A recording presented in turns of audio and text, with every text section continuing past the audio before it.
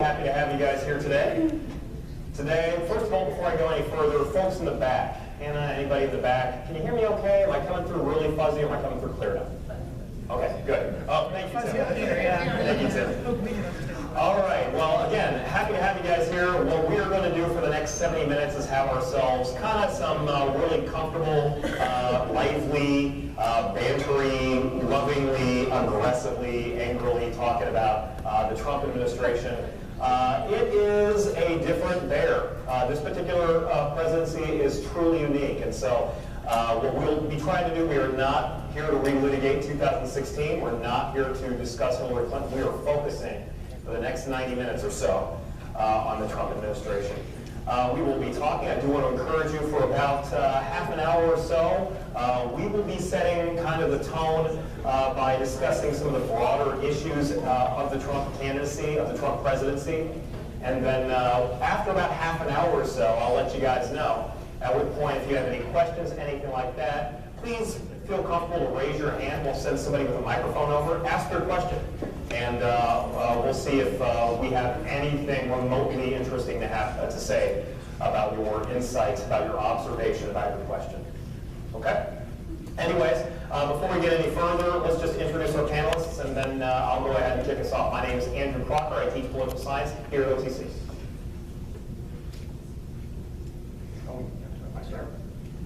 Whoever wants to.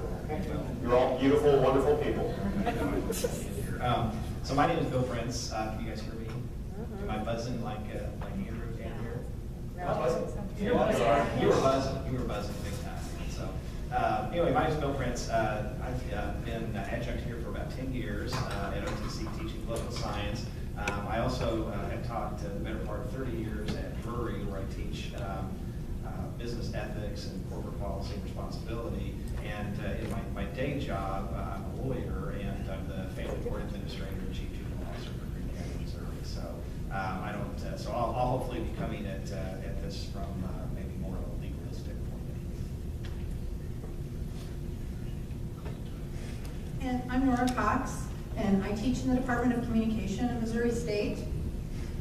Before I came onto the faculty full-time, though, I had the incredibly wonderful experience of working in the state legislature, and I was actively involved as a campaign manager for Sarah Lampe, who was a termed-out state rep, and her district came just almost up to where we are now. So she served 8 years in the legislature. She was the ranking member on budget, which means that I read a lot of documents and a lot of policy, and it was an incredibly fulfilling and wonderful experience as someone who was a lifelong political junkie. The first presidential campaign that I got really involved with and very excited about was in 1972. So I'm older than a lot of you in here, but I'll just tell you, I was 8 years old then. I was really young, and I got very excited about that campaign. And that excitement has never really abated, so I'm very excited now to get to work with students. I teach interpersonal communication, I teach public speaking, and I teach gender and communication in the department, and it's really fun to sort of bring together the public policy world with the world of communication. Is that Nixon? Nixon, McGovern. Okay. And yeah. Do I need to use the microphone? It's your choice. Can you hear me? Yeah. That answers that. Your hair's loud enough. I'm so excited because I was not yet born in 1972, and very rarely do I get to say that. I was born in 74, though, so after when Nixon was in trouble. But I do have George McGovern's signature, his autograph, so let's all be jealous of that. My blue hair is not a statement of politics, except that everybody at my daughter's school, and she's 7, keeps saying, "Oh, it's so nice that your grandmother brings you to school." And I swore if one more person did that, because my hair is actually fully gray at the age of 42, that I would dye my hair electric blue. And that is why it is louder than me even tonight. So my apologies if it offends you, but I think it's cute. I am currently an assistant professor, an associate professor. I graduated at some point. Associate professor of socio-political communication at Missouri State University. I am also the curator for Be Civil, Be Heard, a nonprofit organization dedicated to civility in politics in Springfield. We focus in Springfield. We have a center in Pittsburgh, Pennsylvania, New York City, and Florida right now, and we are expanding up into Minnesota. For my part, I've been involved in politics against my will for a long time. When I was 6 years old, I was forced to hold political cards and say, please vote for my uncle when he ran for state representative. And Pennsylvania in November is very, very cold, so I remember it well. Unlike probably most people on this stage, I actually hate politics. I find it abhorrent and disturbing, which is why I study it instead of practice it. My most recent, or should I say local involvement in politics has actually, it started with Jason Kander's Secretary of State. He was elected to that position eventually. When he started down here in Springfield, I was his DD a few times. I got to know Jason really well, and talk about an awesome guy. Now I follow him on Twitter like a fangirl. And also with Sarah Lampe, obviously being able to pretend like I was as good as Nora. She undersells herself. One of my favorite people in the world is Peggy Noonan. For those of you who don't know who Peggy Noonan is, she now writes for the New York Times, but she also wrote all of the speeches for Ronald Reagan. And obviously I was raised in a Kennedy household, so we weren't rooting for Reagan, but my respect for her is great. Nora here did the same job for Sarah Lampe for many years, writing her speeches. Don't tell me no, because Sarah told me the truth. And last but not least, this year, just now, since I got tenured a few years ago, right after Obama got elected the second time, I was able to come out of the closet proverbially and start running or working on campaigns. So locally, I've worked with Planned Parenthood, the ACA, Missouri Healthcare for All, Cover Missouri, and the College Democrats, the College Republicans. I work with both of them. And who was the last one, I guess, that I worked on was actually the Hillary campaign. So I try to stay as active as I can. As a college professor, that's not always easy. I got my PhD from Mizzou, go Tigers. I run over Jayhawks. Oh. Follow that, man. Oh. He's my former student, so I will torture him tonight. Yes. Actually, I was also, I think, the first thesis you signed at Missouri State. First one.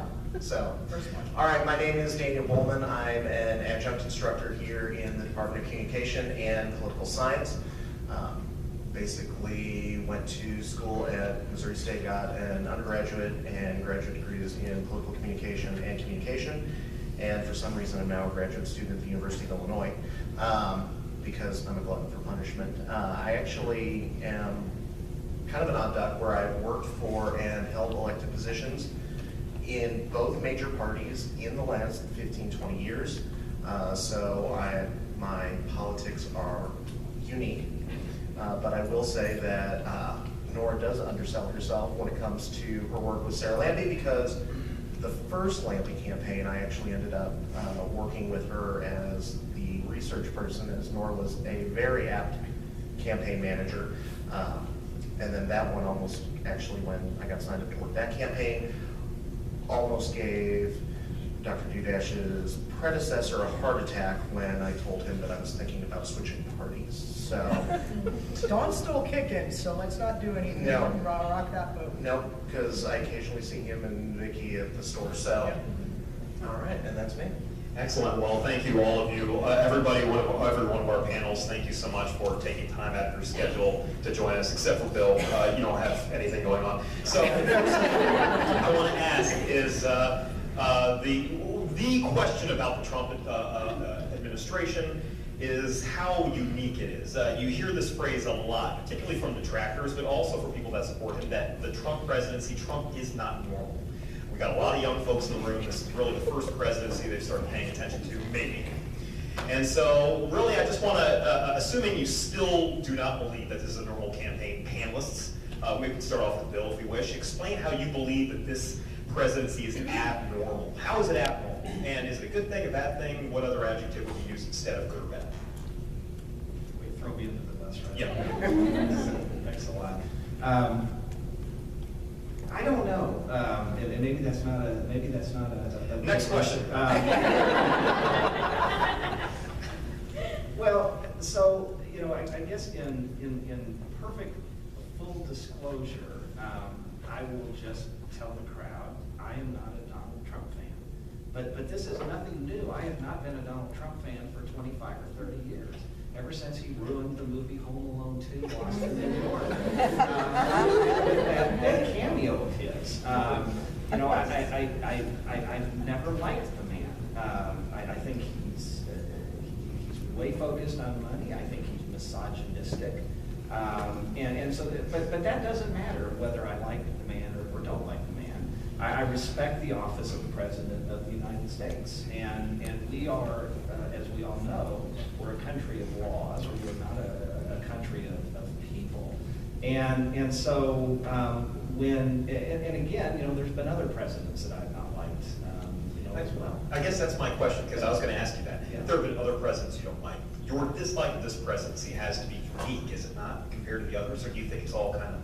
Well, and what I try to be careful about is because I don't like the man personally, I try not to impute that totally to his policies, his appointments, and things of that nature. I think we have to be careful. I think we become intellectually dishonest if we say, I don't like this person personally, so therefore I dislike everybody that he's put up for cabinet officials, I dislike every appointment that he's making, I dislike every every policy that he's making. I think we have to be careful about doing that. We saw that happen 8 years ago, right, where people didn't like Obama, and because of that dislike, they just automatically naysayed everything that he stood for. So I'm trying not to. I'm trying not to do that. But I think the thing that bothers me most about this particular president is sort of his, and I don't know that it's intentional, because he may not know any better, but just sort of disdain for the rule of law in this country. You know, in terms of attacking courts and attacking judges, I think that is particularly unique. You know, his attorney general, Mr. Sessions, the other day, talking about, you know, I don't know what some judge on an island in the middle of the Pacific is doing, you know, stopping the president's actions. And again, you know, that's rule of law. That's checks and balances. That's the three branches of government that we have. So yes, I think particularly he's unique in that. A lot of what we talk about regarding Donald Trump, we talk about because of what Donald Trump has said and done.